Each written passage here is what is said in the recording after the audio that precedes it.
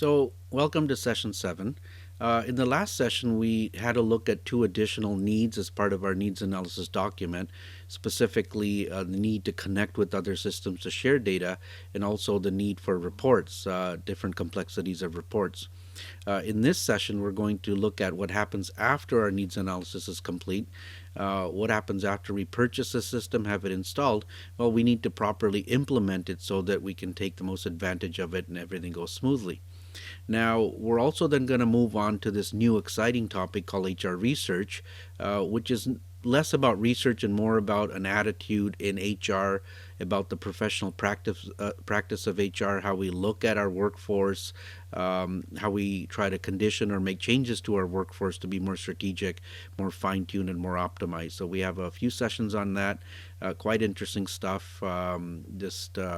We're going to discuss a lot of things about who our workforce is, what they do, how we could look at them from different views, and then also how to identify and benchmark various issues or behaviors that we find and how to affect the change. So let's take a view where we're at up to this point. You started off with a vision and some excitement about getting HRIS into your HR department. You are the champion in your department to do this. You've managed to convince your boss and other users that HRIS is a great idea to take your department and your organization forward into the future. Think more strategically, have more time available, do more value added HR work. So you did an ROI, you convinced everybody it's a great idea. You then proceeded to complete a thorough needs analysis document, and we looked at several sections related to that so that you know exactly what you need, right down to great detail. So when you go to market and you look at different vendors that are going to sell you this HRIS software, and or maybe custom build one, then they can work off of a needs analysis so none of the needs are met. So you did go out and you purchased an HRIS. Finance people helped you, purchasing people help you with that. Quite often consultants help you with that. Now, I won't get into that in detail, but if you are interested in that part of an HRS project, if you're involved with it, please refer to my HRIS toolkit, and you'll get some pointers there as well. Now, the next thing is to think about what do we do? So let's say you have the HRIS, it's been purchased, IT has installed it. You now need to implement it. And implementation, we'll just quickly go over here because most of you will not be involved in an implementation in real life. But if you're in a smaller mid-sized organization that doesn't have an IT department, then you might be involved. And it's always a good idea to learn how implementation works. So the full notes are in the HRS toolkit if you ever need to refer to them in the future. Now, the process, the way I've designed it, is an 8-step process. And I've gotten this from different size companies, small, medium, large companies that I've implemented over 100 of these. And I thought, what's the best approach to tell people of how to proceed? Okay, now remember, if you're in a larger organization that maybe has ERP or robust IT department, you wouldn't be controlling a lot of this anyways. You'd be a part of it, but it's good to understand. So first thing in implementation, and remember, you can't just buy software, install it, and tell people to start using it.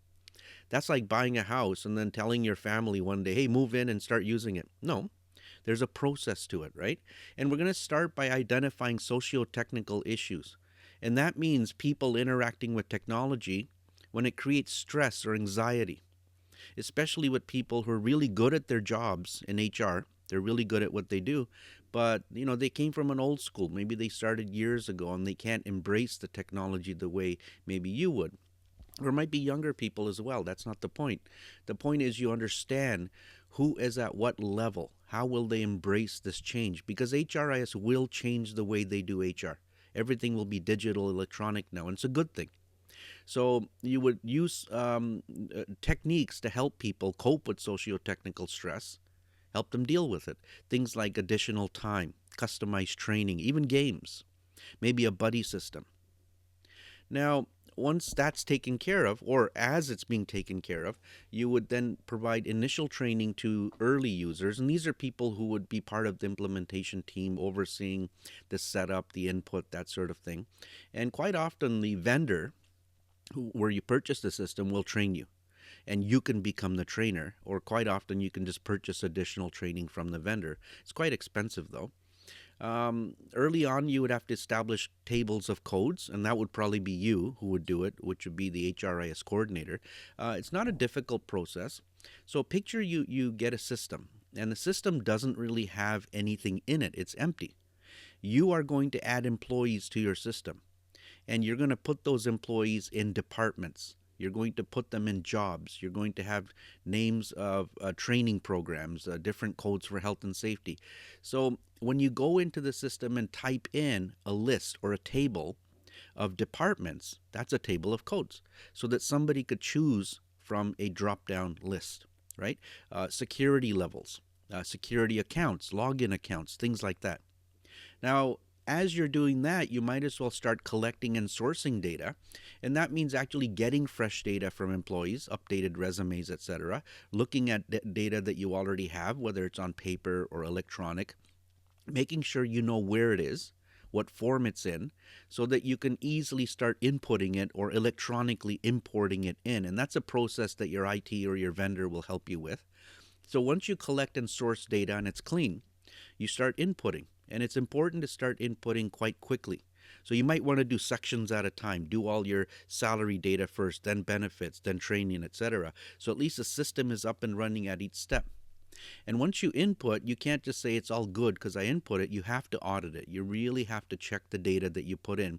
Not necessarily all of it. I mean, listen, for 1,000 employees, you might put in 1,000,000 pieces of data, right? That's a lot. But you have to check essential things like spelling of names, social insurance numbers, salary, departments, that sort of thing, hire date, critical pieces of data. Once it's checked, you train everybody else, the end users, the other people in HR. Make sure everything's comfortable, hand-holding if you have to, ample time, don't rush this. And then, of course, the last step always would be to evaluate steps 1 to 7. See if anything needs to be revisited, checked, balanced, done over again, done differently. And in fact, this whole process might take you, listen, I've done an implementation where it took 3 months. I've done one that took 4 weeks. So typically it could not be less than 1 month. 1 month is about right for even the smallest place. And that was a company of about 30 employees, a retail company. I did a large brewery that took 1.5 years. Government agency recently took 6 years to get there. Our college itself took 4 years. So it all depends on how large you are, the complexity of your needs, the bureaucracy, etc. But give it ample time. Now the question is, if we have an HRIS in place, and if you did everything right, you'll find that a few months later, a few short months later, people find it intuitive. Paper is less now. We're not thinking paper anymore. We are now logging into a system every morning. All our employee data is in one place. Everyone has access to it simultaneously. All sorts of restrictions are put in terms of who can access what, who can add, change, delete. And you find that your mind is thinking in terms of the system. You're making decisions. You're hiring people right on the system. You're adding training records. You're compensating people. You're doing benefits and health and safety. Everything happens on the system. The talk around your meetings is around the system. The reports come out of your system. And then you sit back one day 6 months later and you have a cup of coffee and you feel great. You championed this. You made it happen. Your organization will never be the same again because you now have a lot of free time. The HRIS is doing so much boring administrative work for you. You don't have to do it. So that's freed up time. And that's going to allow you to do a lot of extra things. Now, there's 2 types of organizations I've seen, okay? So I've implemented a lot of these, and roughly half of the clients, what they do, and this is not right, but what they do is they say, okay, my life is easier. HRIS has made my life easier. We get that.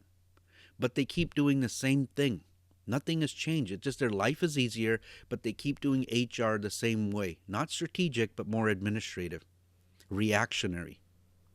But the other half, what they do is they say, okay, HRIS is giving me more time, but it's also giving me the ability to look at data in ways I've never done before. I can see trends and patterns.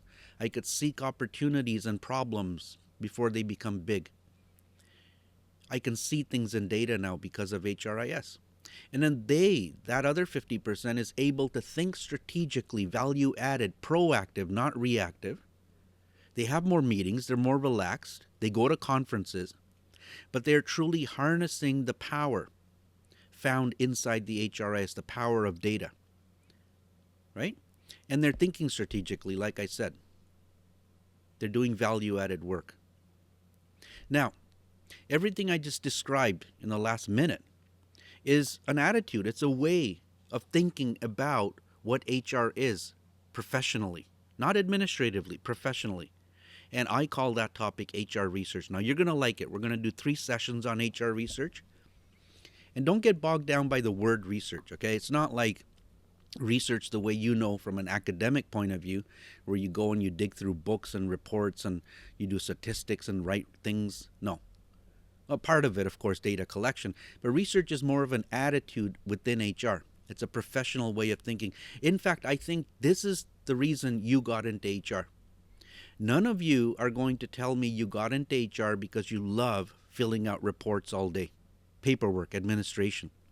Sure, you have to do that in the first 1 or 2 years of your job anyways. Everybody does. But I think if I ask you, why did you get into HR? You tell me things like, because you want to know your workforce. You want to protect them. You want to make their jobs better. You want to help them, help you make the organization go forward in a healthy sort of way. Knowing things, being curious, being aware, making changes. Right? That's HR research. Now, over 3 sessions, I'm going to give you what you call framework. I can't make you into HR professionals this semester. That's not the way it works. But if I gave you framework within which to think, and for many of you, it will be common sense, don't worry. You'll pick up on ideas quickly. But by having framework, you can now start the practice, the professional practice of HR. So over the next few years, you will evolve and develop your portfolio of decision making, of how you do things, all within this framework. But you have to start thinking it right now. And in fact, I get this. People say, well, why are you giving us this 3 weeks of framework? Where does it come from? Listen, I've talked to a lot of people, high level, directors, VPs, clients, and I pick their brains over coffee and I ask them, what makes you think the way you do? Why are you so successful? Why can you make decisions that are accurate quickly before anybody else? In fact, why are you getting paid all the big dollars? And they tell me all these words and these ideas. It's mostly about their attitude, how they think. But it all boils down to their access to intelligence, business intelligence, data, information about people. Having it quickly, accurately. Now, of course, remember, HRIS is just one thing. It's just software, but you're also surrounding yourself with Excel and pivots and lots of good, intelligent people as well. Now, let me get to HR research. What does HR research mean to me? Let me break it down to 4 words and it'll make sense, okay? And I'm going to break these words down. It's not a sentence. But to me, HR research is the continual measurement and conditioning of workforce behavior. Now, let's talk about each word, okay? What does measurement mean? I mean, you all know what measurement is. You measure things. We've done a lot of measurements already in Excel. Think about it. Every number is a measurement. And the official word for measurement is metrics. Metrics. So a metric is a result of metrics. Metrics is what you do. The metric is the result. Look, it could be as simple as counting the number of people you have. That's a metric. Right? How do you count them? I don't know. Physically, electronically, who knows? Metric could be something like a behavior that you measure, absenteeism, presenteeism, turnover, rule violations, productivity, quality, teamwork ability. Hey, pretty much all this stuff you have on your resume anyways is a metric of sort. Do you have it? Don't you have it? What's the quality of it? So metrics itself is anything at all you can measure. And measurement is where it starts. Now, I want you to use the word metrics in your LinkedIn and your resume. It just sounds really good, metrics. Now, there are a whole lot of standard metrics in HR, like absenteeism rate. On my Seneca, I have given you a list. In my course, we did a few. In Pivots, we'll do a few more. In your other courses, there's tons of metrics. We'll talk about that in a future slide. But I want to cover off this data collection. I mean, if you're going to measure something, count something, or get qualitative data about something, you need to use data collection. And I know you've heard this 50 times before, but let's just quickly go over it, okay? A questionnaire is not a data collection method, in my opinion. A questionnaire is simply a set of questions you want answered. That's it. You're curious. You're out to find something out. You set out to do that. So you formulate questions in your mind or on paper. What do you want answered? It's how you get them answered. That's the data collection method. I can use surveys, right? It could be electronic surveys. It could be paper surveys. And surveys are quick. You can give them out to thousands of people quickly. They're cheap, very low cost, but they're the least accurate because, you're not in front of the person. People can fraudulate. They can be biased for themselves. Now, interviews, one-on-one, one-to-many interviews, many-to-one interviews. When you interview people, you can look at nonverbal language, body language. You can reword questions. You can interrogate, so to speak. But interviews are the most expensive because it's your time, it's their time.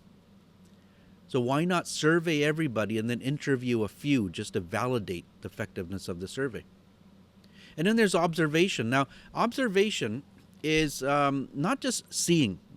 It's also feeling, touching, it's hearing. Sometimes it's temperature, right? You feel the temperature, the smells. Smelling is also observation. So observation is a tool we use all the time, your sense of curiosity. I mean, you don't walk down the street, do you, and not know things around you? Well, I know people. I have friends who just keep bumping into stuff because they're not curious. How many of you are driving down the highway and notice every sign? Read it. I know people who do that and they say, well, I didn't see no sign. How do you know? It didn't say $3 million, turn over here, right? So observation is a very key way to collect data. And then, of course, there's secondary data, or what we call archival data. And that's when you get your questions answered by looking at reports and data that already exists. Now I'm going to go back to observation. I'll give you a couple of stories. There's some things that you can't survey, interview. Some things you can only get answered by watching or hearing. There was an organization that had a very high incidence of sick days. And they found out upon just asking a few people that a majority of those people were claiming repetitive motion injury, RMI, which could become a WSIB issue as well, workplace safety insurance. Now, repetitive motion injury could happen in your fingers, your wrist, your knees, your elbow, your shoulder. It's when you get injured by doing something over and over. And when you ask your employees, let's just ask them why.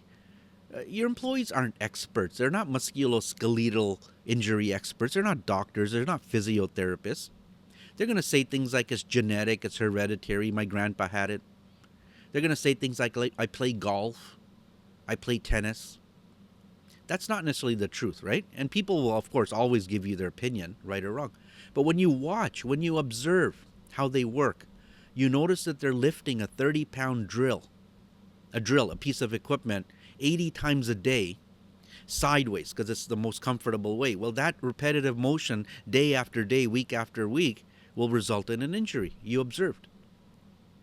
We had a company with head office in downtown Toronto, and they had 8 factories in the north of Toronto, around Vaughan and Brampton. So the HR manager, the senior HR manager at head office, was with the company for 5 years, had never visited any of the factories, believe it or not. One day she gets a report, and on the report stated all the absenteeism rates for all the divisions, the factories. And the one in Vaughan, north of Toronto, their absenteeism rate was really high, like 3 or 4% higher than anyone else. And she wrote a scathing memo back to those managers saying, you don't know, you're not following these practices, you're doing a bad job, your absenteeism is too high, which means productivity is low.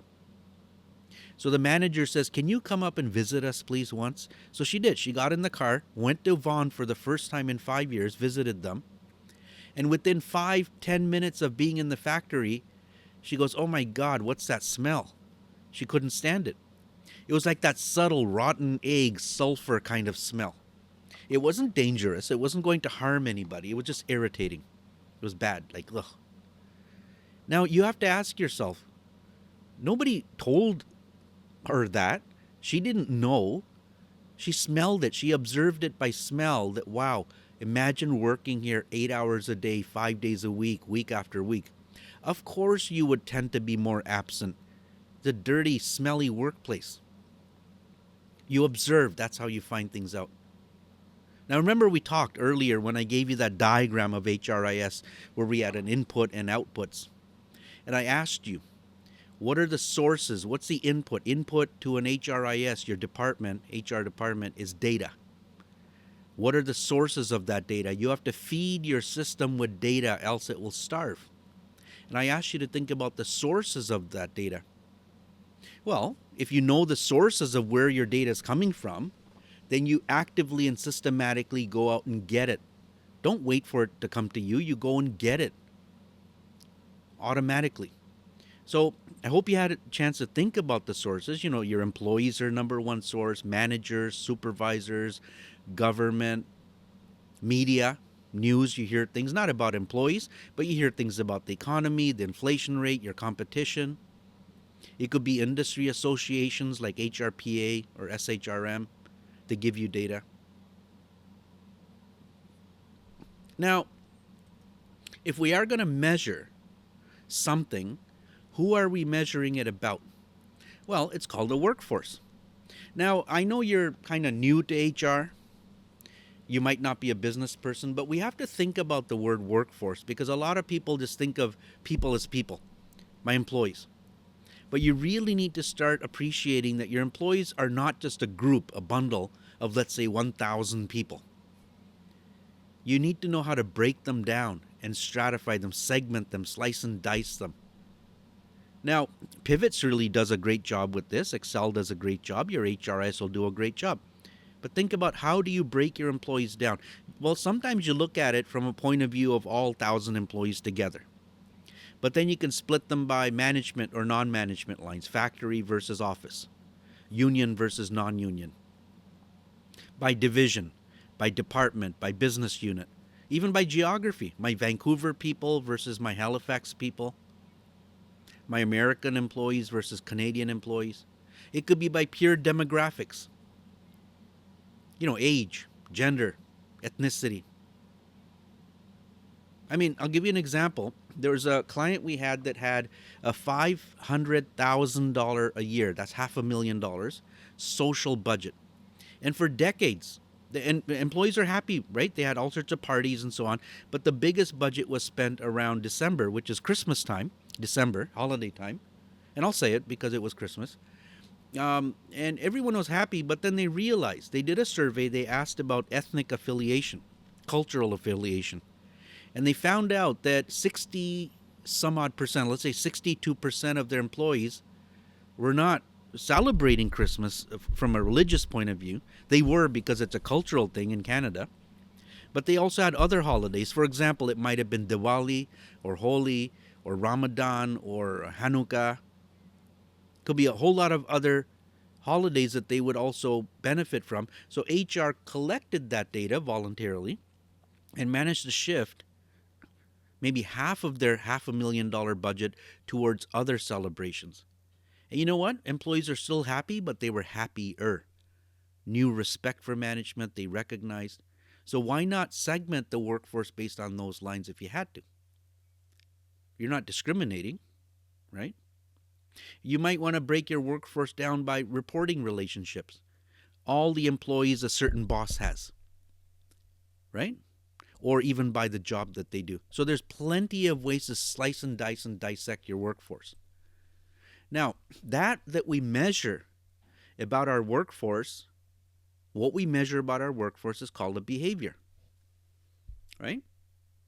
A metric is a behavior. Anything you measure at all is a behavior. Now, don't think of it as a label, like you're behaving or you're not behaving. A behavior is anything that is observed. Of humans, of course. Now, some behaviors are objective, quantitative, measurable. Some behaviors are subjective, qualitative, also measurable. And in my opinion, anything can be measured. You can measure the number of people you have. You can measure the number of females you have, the number of males you have working for you. Those are pretty objective. You can measure the number of days people were absent. That's pretty objective. But then you get into things that are more subjective or qualitative, things like happiness or satisfaction or attitudes or perceptions. What motivates people? Why do people work in teams? You can't really put a number to it on the surface, but in my opinion, because I've done a ton of this, everything can be quantified, even happiness. If you put codes around happiness, you can quantify it, but you have to declare what happiness is in a given context. And there's no behavior so small or so silly that shouldn't be measured. If it has any impact on the workforce and how work is being done and how people behave, it should be measured. I mean, cost prohibitive stuff shouldn't be, but I'll give you a couple of examples. You won't believe this, but I mean, we get paid for this, okay? We once measured how often people shake their hands. I don't mean shake hands like, hello, I'll shake your hand. I mean, actually flap your hands in the air to get, to cool them down. And you have to wonder, why would employees do that and why do we care? We care if on average they're doing it 6 to 8 minutes. Times 5,000 employees, that's a lot of minutes. And you get to the root cause of why they're flapping their hands in the air. It's because they're touching warm parts out of a machine. And when you touch, 20 parts an hour, your hands start to get really warm and they feel irritated, so you cool them down. I won't talk about what we do to solve that. That's later. But I think probably the most interesting study that I've ever got paid to do, and you won't believe this, you can laugh, permission to laugh.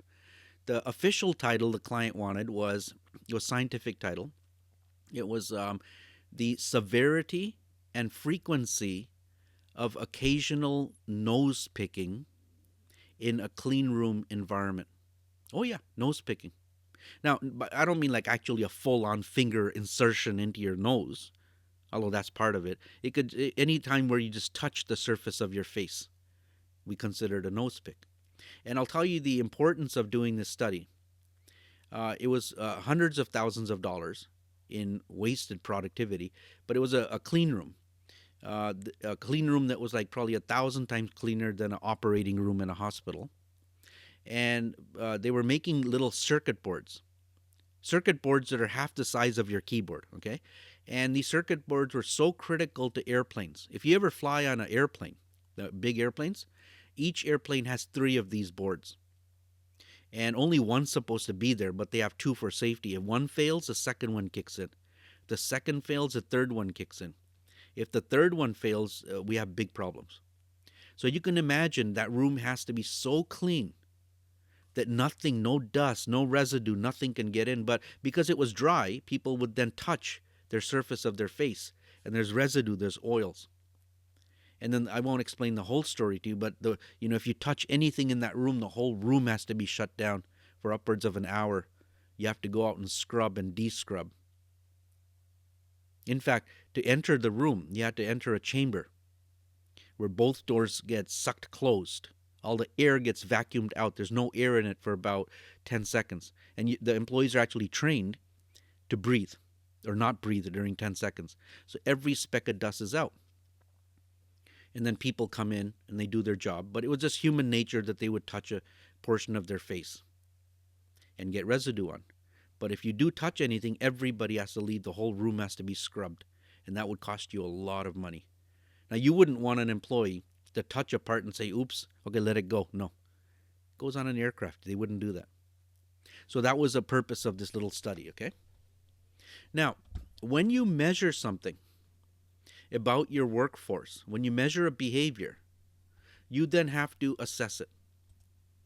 Now, assessment is something you are all good at. You've been good at since you were children. In fact, babies know how to assess. It's a innate, natural thing. For example, diaper, wet. Wet, rash. Rash, itch. Itch, cry. Laugh. Cry, laugh. Cry. Okay, cry. Cry, get attention. Attention, do it again, get more attention. It's an assessment. Baby assesses, should I or what should I do? And there's some sort of benchmark. I mean, tolerance for pain would be the benchmark. It's a rash. It itches, baby cries. I don't know if that makes sense, but anyways. Imagine this. We look at our employees. We measure something about our employees. For example, absenteeism or productivity. And we right away have to assess it. Is it good or bad? Well, when you label good or bad, or what I call dysfunctional bad or functional good, or how dysfunctional or how functional, to what degree, we have to assess it against a point. That point is called a benchmark or a standard. It's your neutral point. It's that one acceptable point. You're either better than it, you're at it, or you're below it. And we do that all the time as humans. Think about it. You judge what other people do, and right away you say, well, that's horrible. Right? Like, take a look at the elections going on in any country, let's say the US, and you wonder, well, you say one person, one politician's not that good. How dare they do that? But there's plenty of voters who say, well, that's okay. Nothing wrong with it. And you have to appreciate that, because differences in how we view the neutral level, the benchmark acceptable level, stems from a lot of different things. From your value system, your beliefs, your ethics. And we'll talk about that later as well. But when an organization sets a standard, it could be too low, so you'll beat it every time. It could be set too high, that you'll never become better than it. But quite often, we get our standards from agencies. Canadian Standards Association. We get our standards from governments. As an example, minimum wage. We don't make it up. Government does. We get, speeding limit. We get the maximum hours that an employee can work in a week. At what point do you go on overtime pay? Those are all standards given to us.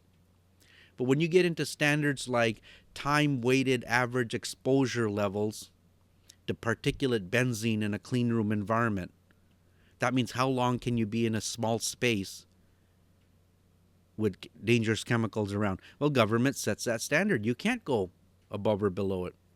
Doctors, medical people set standards. Your blood sugar level, your body weight index, your blood pressure.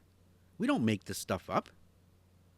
But quite often, you as an HR department have to set your own standards. For example, what is your tolerance for absenteeism? There's no law that says it. Well, we look at our history to set our standards, which has to be achievable,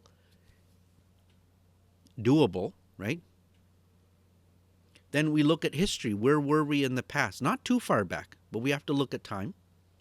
But also our competition, our industry, and associations publish this data.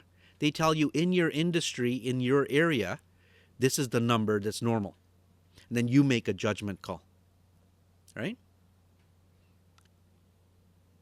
So what works for you? And here, I'll give you an example. Let's say my absenteeism right now is 12%. Now, if you don't know what absenteeism rate is, the simplest way to look at it is you count all the days people didn't work and divide by the number of days they should have worked.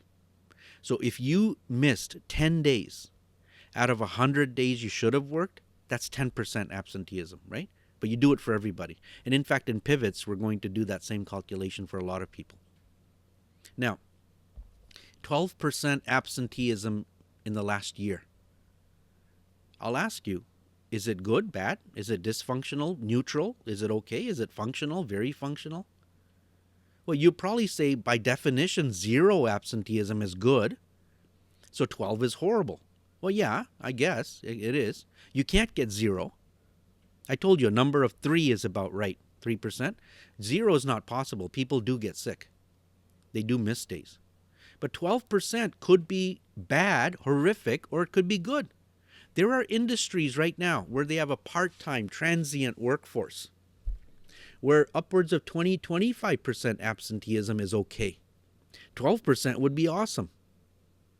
But you go to a firm like my law firm where we tolerated 1.5% because we had a lot of wellness programs, quality of work-life balance programs, then our tolerance is low. At Seneca, you wouldn't want me to miss 12% of my classes, would you? No. 1 out of 12 maybe, but certainly not 12%. Does that make sense?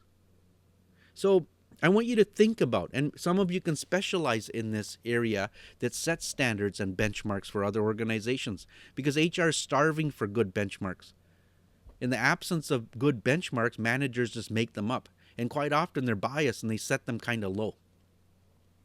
Now, there's some organizations who don't mind. They operate at a low level anyways. Like if you're a company making cheap goods for dollar stores, quality, your tolerance might be very low because it doesn't matter how quality the product is. It's going to a dollar store. Customers don't mind if it's broken for $1. But if you're making medicines, I would assume that your tolerance will be quite high. But within the same industry, take Apple, for example. Apple set its standards across the board, including HR, very high. My law firm set its standards very high. We had competitor law firms who set their standards very low, or relatively low. They didn't hire based on strict criteria. They tolerated mistakes. Whereas our law firm was very strict and we hired the best. And that attracted more people because of it. We had high standards. A company like Berkshire Hathaway, owned by Warren Buffett, Berkshire Hathaway investment company, their standards are so high that even to get in, they're going to look for the best of the best of the best. But they'll guarantee you retire a millionaire. So you're going to spend years and years thinking about what standards are and question every standard. When your boss says you're above this or you're below it, question above or below what? Based on what? And how old is it?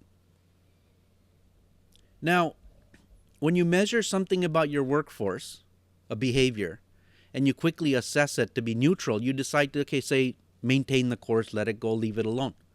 You might say, no, I want to make it better, more functional, so you raise the bar.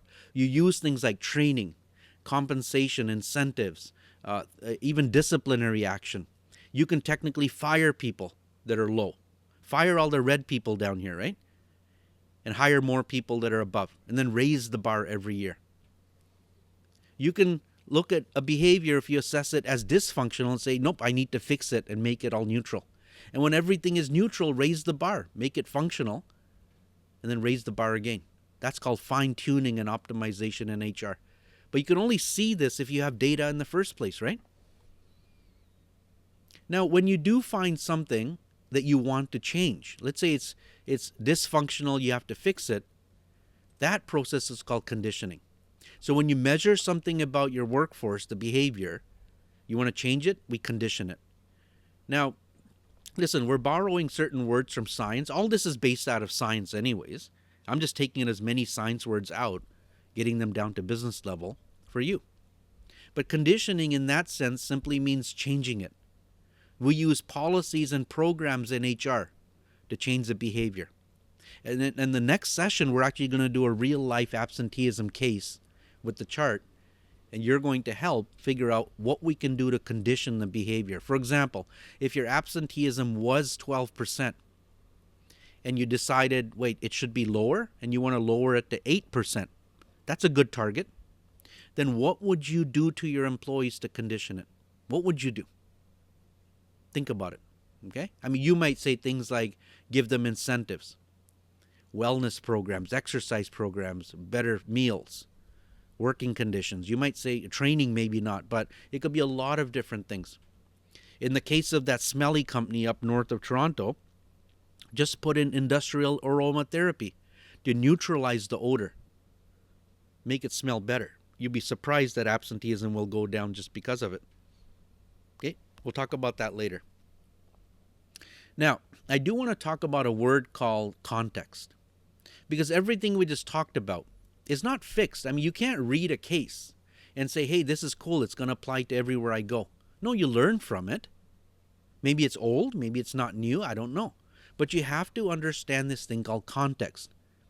Now, many of you, well, you all know what context is. Context is like, when should I do where should I do, what should I do? Telling a joke with your family is different than telling a joke to your friends.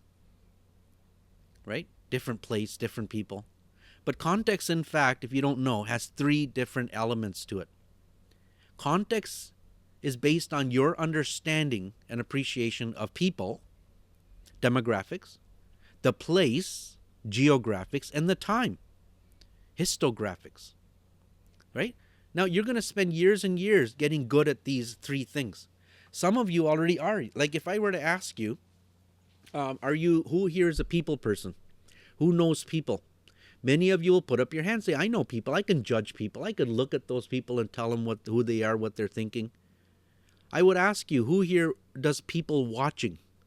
You ever done people watching? It's where you go to a mall or my favorite thing is to sit outside al fresco on a patio downtown and just watch people go by. Not in a nosy sort of intrusive sort of way, but then wonder what their story is. I observe, I watch behavior patterns, and I especially watch how people deal with younger people, anybody under the age of 12, because that shows you a lot. You can learn so much by watching younger people. Not in a sort of weird sort of way, but if you have access to nieces, nephews, watch. See what they do, how they do it. Don't let them know you're watching. But then if they're doing something bad, apply some sort of condition like a treatment. Yell at them, for example, or give them candy. And then see how their behavior changes. Right? You can learn so much. In fact, we borrowed a lot from that science, Pavlov and Skinner, like the operant conditioning. Cats and dogs, right? Humans are also living things. They react the same way. There's a root cause of why they do something. And if you apply the right stimulus, the right treatment to change that behavior, they will in fact change that behavior. Again, we'll get to more of that in the next session. But your understanding of people, different people, allows you to determine then what is it that causes people to do what they're doing. You can't just categorize every employee as the same and say, how dare you be absent. Within demographics, you have to consider this whole context of culture. Different cultures think differently. You have to appreciate that to some extent. And also generations. I mean, you know what generations are, and I'm a big fan of studying generations. Please take some time to study generations. I think you do in your OB course. Like there's, baby boomers, there's X, Y, Z. That's okay, that doesn't matter. And I don't just mean age-wise generations. I mean generations and how they think. And you appreciate that managers who are from one generation set policy that is managing employees from another generation. And they wonder why and they call them punks and their work ethic is low. Maybe not. Let's relabel that. Maybe their work ethic is not bad. Maybe it's bad compared to what you did. But maybe we need to change how we manage people based on who the people are.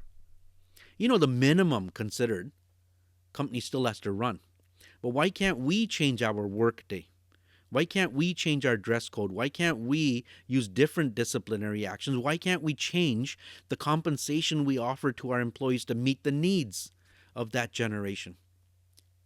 So please start studying generations, okay?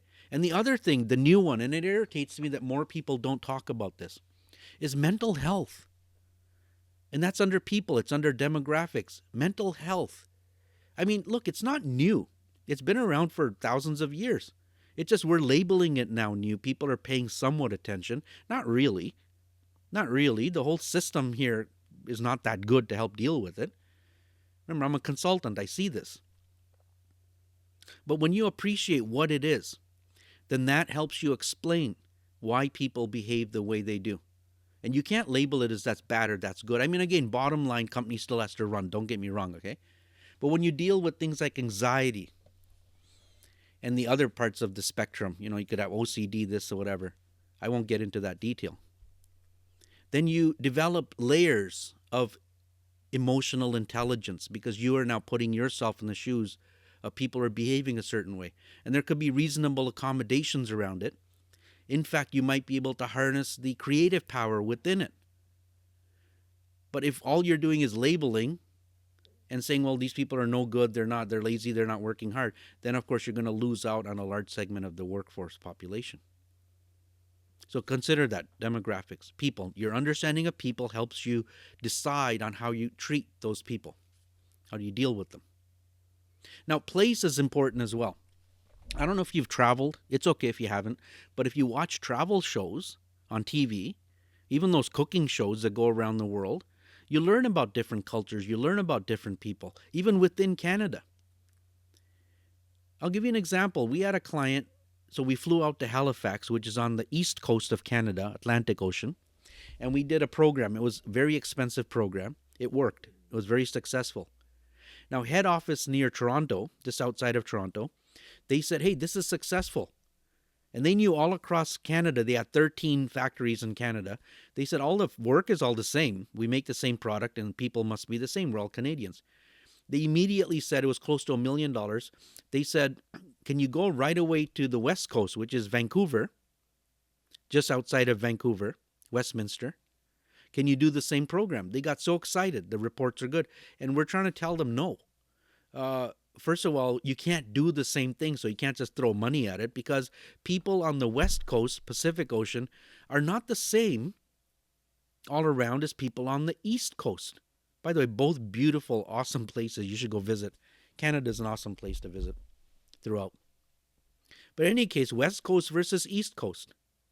We have a company, I should say, in Toronto, head office in Toronto, 32 divisions just in Ontario, and then they had a few factories in the United States and in other countries.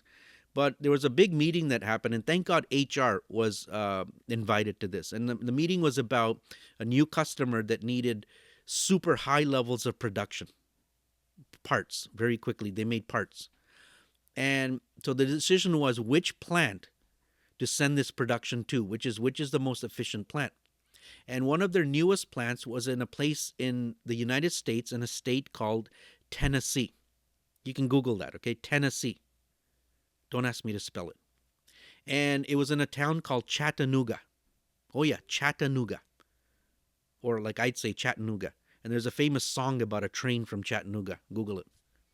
In any case, Tennessee is what we call the Deep South. It's like way in the southern United States. And it's a mountainous region, so they would call mountain folk. Yeah, I'm allowed to say that. So what happened was a director of production in Toronto was arguing very, very stereotypically that there's no way, and he used the words those people, I mean, you can't say that, right? Are going to be able to produce that quickly, that efficiently, because he thinks that they're just lazy, they're mountain folk, they don't work fast enough, and they can't grasp a new concept, like a new way of producing. A lot of training was involved. HR steps in and tells the guy bluntly, have you ever been there? The guy goes, no, but this is what I know. HR says, go visit. That is the most productive factory you can have. They might not know how to do the job today, but they're rapid learners. You give the training, they will learn so quickly, and their work ethic is solid. You ask them to work 9 hours a day, they will, no complaints. You ask to work 6 hours a day, 6 days a week, they will work 6 days. Sunday will never happen, right? It's a religious day. But they will. The work ethic is strong, the attitude towards work is strong, and the complaints are next to zero. People there do not complain, and they learn quickly. Now, HR knew that because they studied the people in Tennessee, whereas this plant manager, director of production, was just lump summing everybody into a general category. So the place itself has changes in how you deal with employees. You know, people ask me, I have international students, they say, how is HR different from what we're learning here to another country? They want to go back to another country to practice. And I go, look, humans are humans. It's a universal thing. There's certain things that are common about every human. Then there's certain things that are common to a Canadian context. I mean, we're the most polite people on earth. You get the idea, right? We drink a lot of coffee. Yeah, I get it. So you can apply that to Canadians, but Indians, let's say, or Chinese or British, are maybe different in their own right. Their attitude towards money, for example, is different. Their attitude towards working hours or the working conditions is different.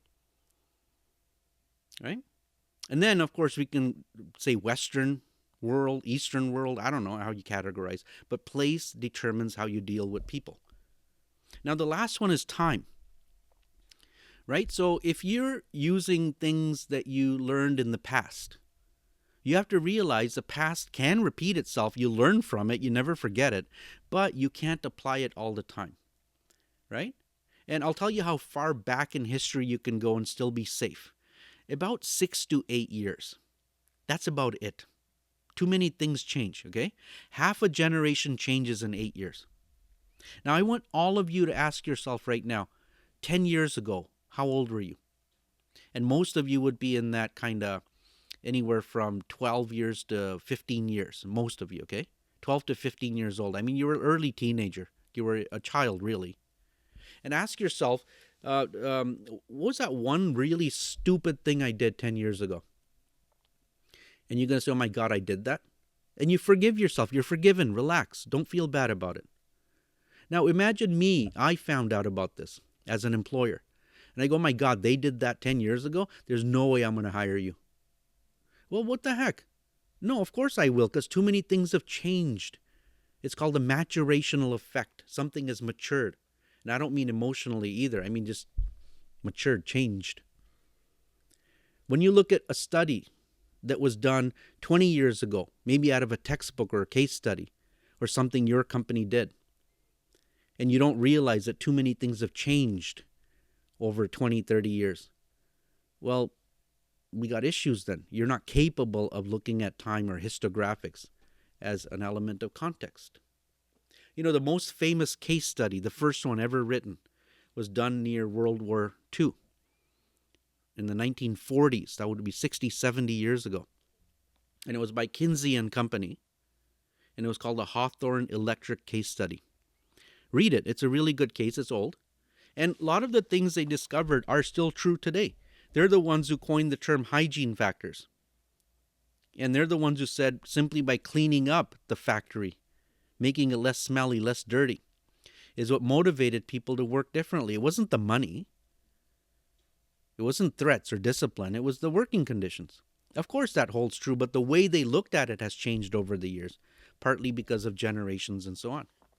So guys, always, for the rest of your HR professional practice, keep context in mind, because when you have context in mind, the decision you make reflects the people at this time, at this place. Make sense? And remember, I told you, I'll just remind you, we as HR professionals are like doctors. You are getting framework right now within which to practice HR. Doctors in medical school get framework. They're not doctors when they graduate, they get framework. Then they start practicing medicine. You will start practicing human resources so that when you're more senior, you'll be able to diagnose a problem with the workforce, come up with the best condition to treat, and you'll see the changes right away, just like a doctor. Now, one last thing. I want you to keep this in mind at all times. Now, we're borrowing this from the science world. It's called a scientific method. I'm going to call it the approach. Now, listen, drop the word scientific. Just call it the professional approach, okay? 5 things that you're continually going to practice in your mind. Think, breathe, live it. Let's start with curiosity and awareness. Always you're going to be curious and aware. You're going to notice things all around you. So the first thing is called driving motivation. Like any good scientist, in your case you're an HR scientist, if you don't have the drive, the motivation to notice things, to know your employees, to have your finger on the pulse of what your employees are up to and make that difference, that change. Now I don't mean in a frou-frou sort of, hey, we're all kumbaya.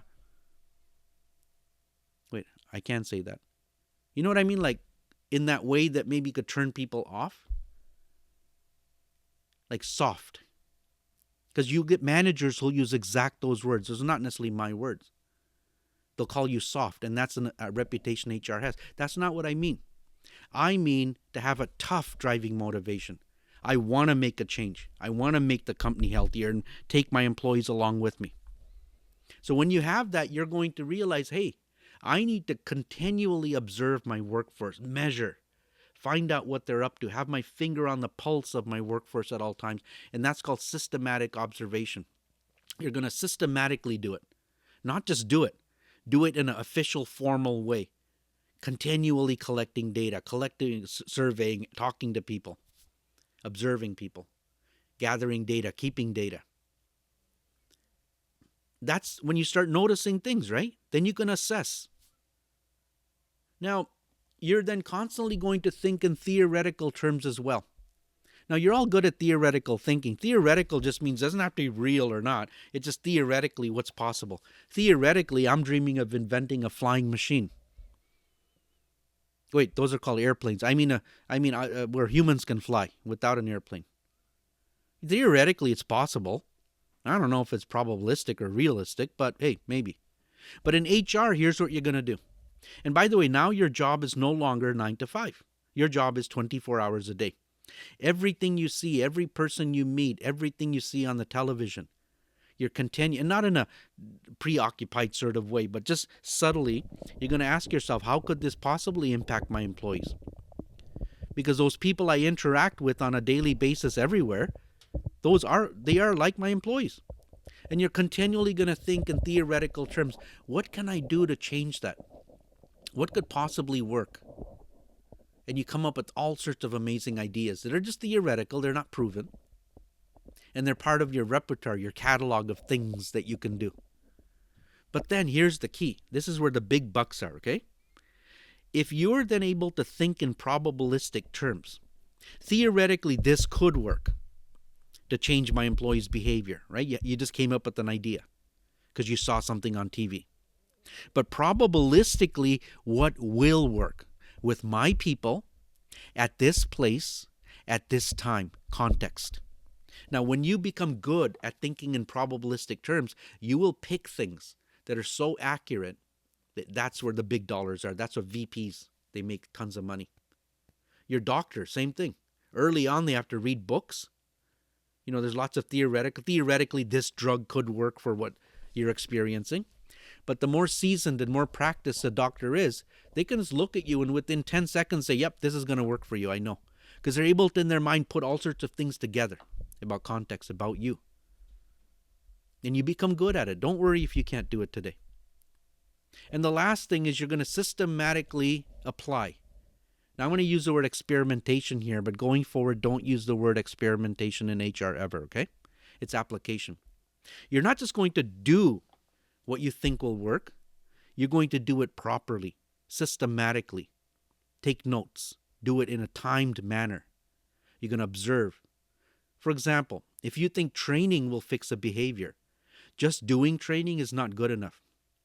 Doing it, then measuring it, seeing the validity of it, the effectiveness of it, the cost effectiveness of it, that is systematic. In fact, using control groups to test out your training first, that's systematic. And thank God we have tools like HRIS software, Excel, pivots, Tableau. All of this stuff will help you visualize your results so that it's not an overburdening task to do any of these. And you, my friends, now are on your way to the start of your professional HR practice. We'll see you in the next session.